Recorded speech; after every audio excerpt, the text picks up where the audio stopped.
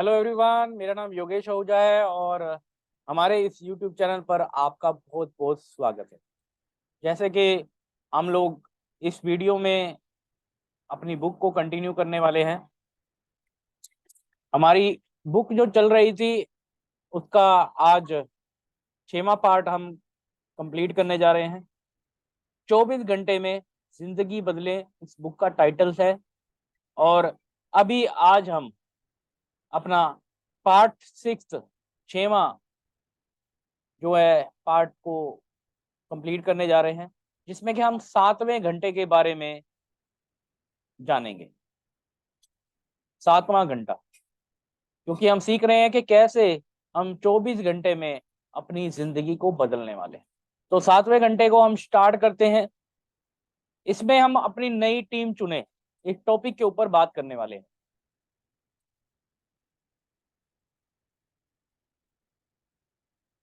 Sir एडमल Hillary और उसके स्थानीय मार्गदर्शन तेनसिंग नार्गे की माउंट एवरेस्ट पर विजय सबसे भव्य पर्वतारोही अभियानों में से एक थी। जब वे उस खतरनाक शिखर से उतर रहे थे तो अचानक हिलरी का पैर फिसल गया।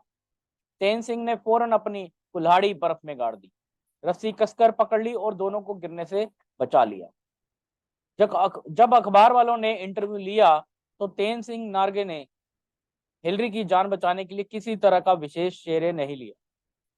उन्होंने तो बस यह कहा कि यह उनके काम का सामान्य दिनचर्या वाला हिस्सा था। फिर उन्होंने आगे कहा, पर्वतारोही हमेशा एक दूसरे की मदद करते हैं। जीवन के पर्वत पर चढ़ते समय हर दिन हम अपने खुद के माउंट एवरेस्ट का सामना करते हैं। हमारी की प्रगति उन लोगों के मदद से काफी ज्यादा हो सकती है जिन्हें हम यात्रा में अपने साथ रखने का चुनाव करते हैं। इस घंटे में हम अपनी आपसे अपनी टीम को गौर से देखने का आग्रह करते हैं। आप इस महान अभियान में किन लोगों की मदद ले रहे हैं? वे आपकी प्रगति पर किस तरह का असर डाल रहे हैं? क्या वे आपको आगे की तरफ बड़े कदम उठाने के लिए मोटिवेट प्रोत्साहित कर रहे हैं या फिर आपको लगातार नीचे घसीट रहे हैं? कई लोग खुद को संबंध के बजाय जाल से घिरा पाते हैं।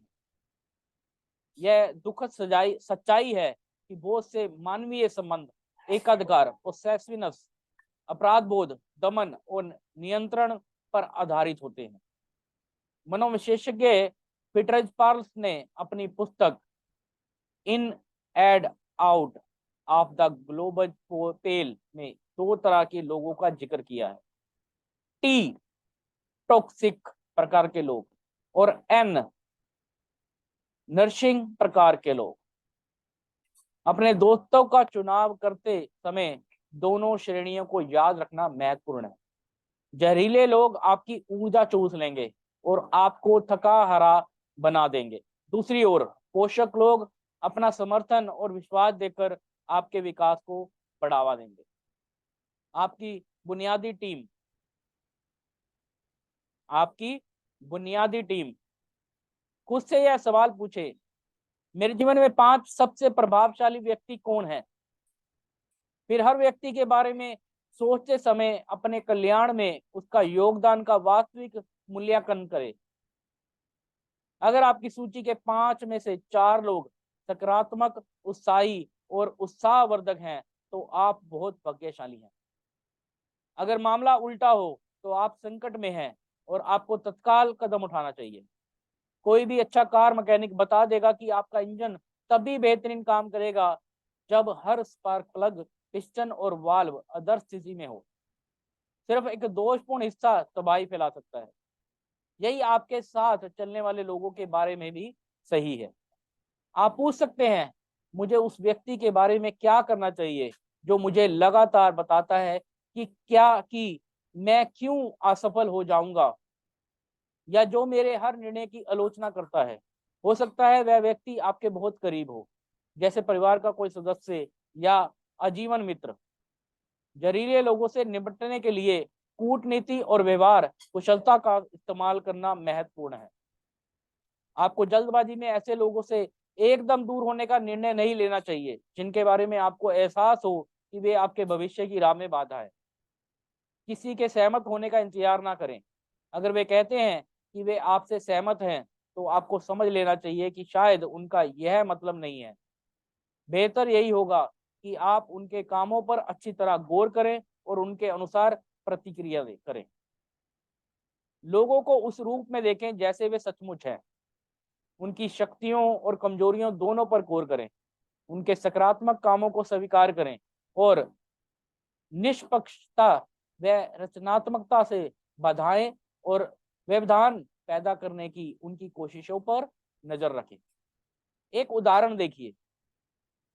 जब 5 लोग आपसे कहें कि कोई काम नहीं किया जा सकता, तो खुद से कहें, मैं सही राह पर हूं।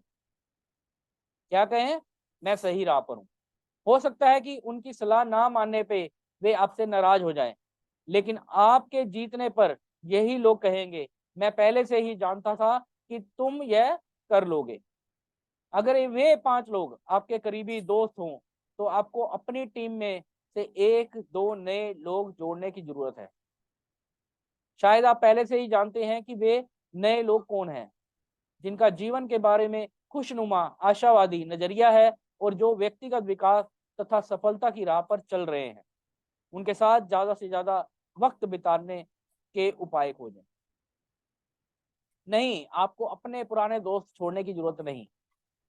इसके बजाय अपनी टीम बढ़ाने का संकल्प करें और उसमें ऐसे लोग शामिल करें जो पर्वत शिखर पर पहुंचने में आपकी मदद करें। बारबरा स्ट्रीसेंट ने बरसों पहले एक गीत में कहा था, जिन लोगों को लोगों की जरूरत होती है, वे दुनिया में सबसे खुशनसीब होते हैं।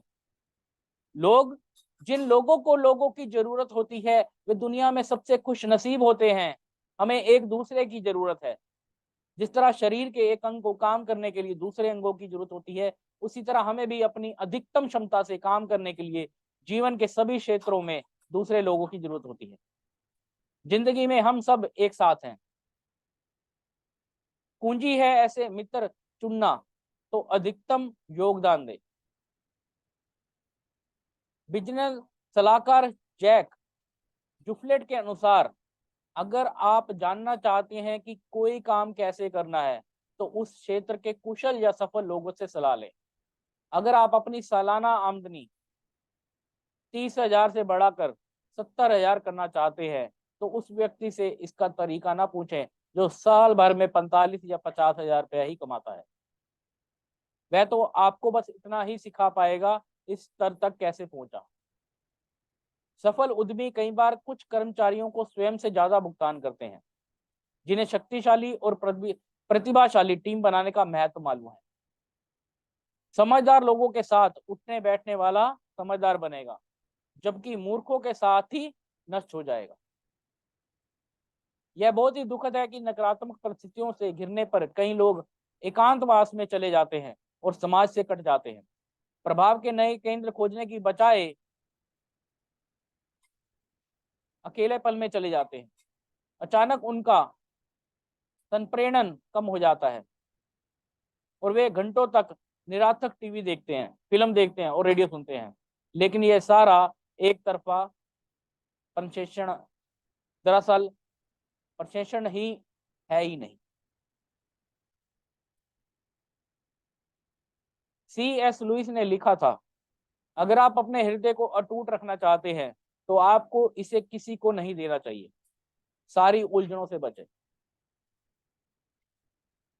स्वार्थ के ताबूत से इसे सुरक्षित रखकर ताला लगा दें, लेकिन उस सुरक्षित अंधकार में गतिहीन हवाहीन ताबूत में यह बदल जाएगा।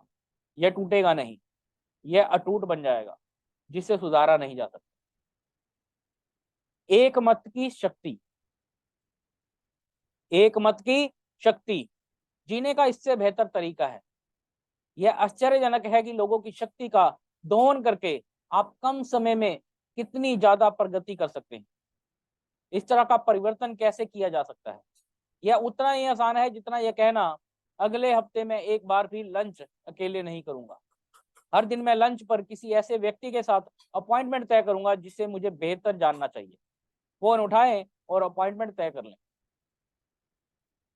अकेले कोशिश करने से शायद ही कभी सफलता मिलती है। बिजनेस की दुनिया में यह बार बार साबित हुआ है कि कंपनी को आगे बढ़ाने वाले सबसे सशक्त निर्णय जिद्दी और निरंकुश ट्राइडेंट के नहीं होते हैं।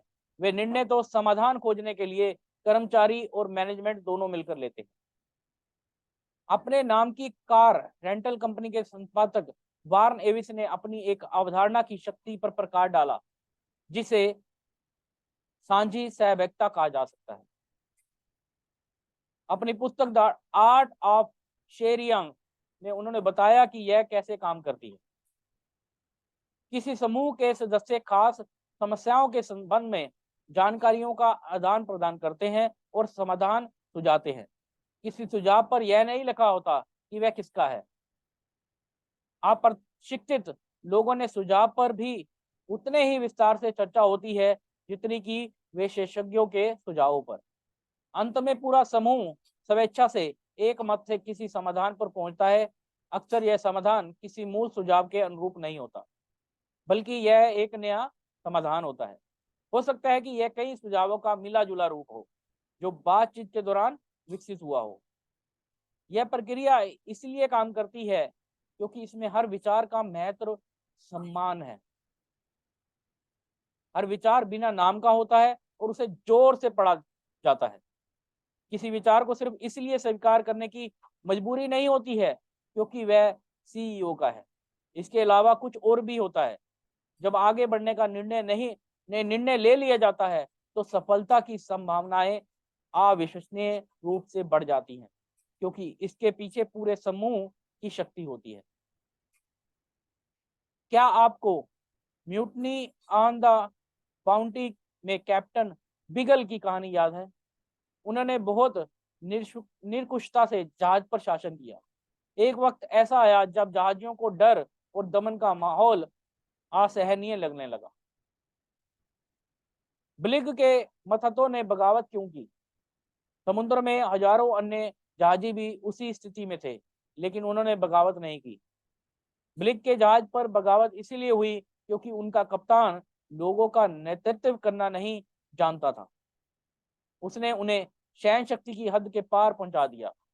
ऐसे दमनकारी माहौल में जिंदा रहने की बजाय वे लोग मौत का जोखिम लेने के लिए तैयार हो गए। हमें लीडरशिप के महान सबकों का हर दिन अभ्यास करना चाहिए। प्रेम का सिद्धांत कारागर है। हाथ पर हाथ मारने की बजाय पीठ पर धोल मारने से ज्यादा तरक्की होती है। यह शिक्षा के क्षेत्र में भी सही है। प्रतिस्पर्धा की बजाय सहयोग से ज्यादा सीखा जाता है। जब विद्यार्थी अपनी खुद की दिशा तय कर रहे हों और परीक्षा में टॉप ग्रेड पाने के तरीके खोज रहे हों तो सिर्फ दो ही विकल्प होते हैं, विजेता और पराजित। दूसरी ओर जब विद्यार्थियों का समूह टीम मिलकर किसी समस्या पर काम करते हैं तो सीखने की गति असाधारण होती है और हर व्यक्ति जीत सकता है। कुछ विद्यार्थियों तथ्यों पर योगदान देते हैं, कुछ तर्क देते हैं और बाकी रचनात्मक प्रदान करते हैं। कुछ लोग ग्राफिक और कुछ मौखिक प्रस्तुतियों के माध्यम से परिणामों को प्रस्तुत करने में उत्कृष्ट होते हैं। टीम की नीति कारगर होती है। अब हम बात करते हैं सभी स्तरों पर सफलता। जब आप दूसरे लोगों के साथ अपनी शक्तियां जोड़ देते हैं तो कुछ असाधारण हो जाते हैं।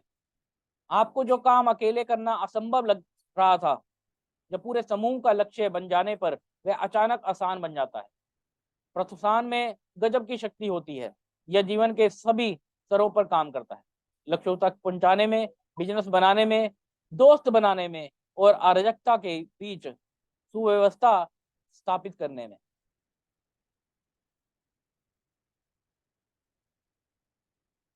अगर हम बात करें तो कुछ शब्दों को हमें गंभीरता से लेना चाहिए।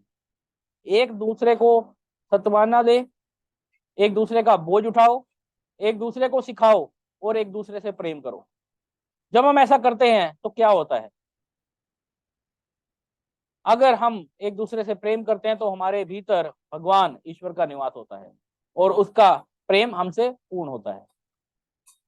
बहुत पहले जॉन डन ने लिखा था, कोई भी व्यक्ति टापू नहीं होता, जो अकेला हो हर इंसान महाद्वीप का टुकड़ा होता है। एक टेलीफोन कंपनी के विज्ञापन के शब्दों पर अमल करें, हाथ बढ़ाएं, हाथ बढ़ाएं और किसी को छू लें। अपने चारों ओर गुणवान व्यक्ति रखें, बाकी सभी को ऐसा बनने के लिए मोटिवेट करें, प्रोत्साहित करें। आकर्षण का नियम बताता है कि समान चीजों को आकर्षित करती हैं। शायद अतीत में आप पर कुछ बोझ लदा था, जिस वजह से आपकी ओर खास किस्म के लोग आकर्षित हुए थे। लेकिन जब आप खुद को बदलने का महत्वपूर्ण निर्णय ले रहे हैं और कई मानों में नए बनने जा रहे हैं, यही नियम आगे भी काम करेगा। आपको दोस्तों का ऐसा बेहतरीन नया समूह बनाना होगा जो आपके नए स्वरूप से प्रेम करते हों। ऐसे लोगों के साथ ऊपर चढ़ें जिनके कदम पुख्ता हों। यह शिखर पहुंचने का सबसे सुरक्षित तरीका है। तो अभी के लिए हमारा ये जो सेशन है वो कंप्लीट होता है। अब हम अगली वीडियो में हमारे पार्ट 7 में मिलेंगे, जिसमें हम 8वें घंटे के बारे में पढ़ेंगे, सीखेंगे और समझेंगे। 8वें घंटे की अगर मैं बात करूं तो बिना टूटे झुकना इस टॉपिक के ऊपर बात करने वाले हैं। तो जल्दी ही हम मिलते हैं हमारी अगली वीडियो में। तो इस चैनल को लाइक, शेयर और सब्सक्राइब करना ना भूलें और साथ में नोटिफिकेशन को जरूर जो है आप ऐड कर लें। तो थैंक यू वेरी मच। मैं योगेश आहूजा आपसे इजाजत लेता हूँ। धन्यवाद, मिलते हैं, बाय बाय।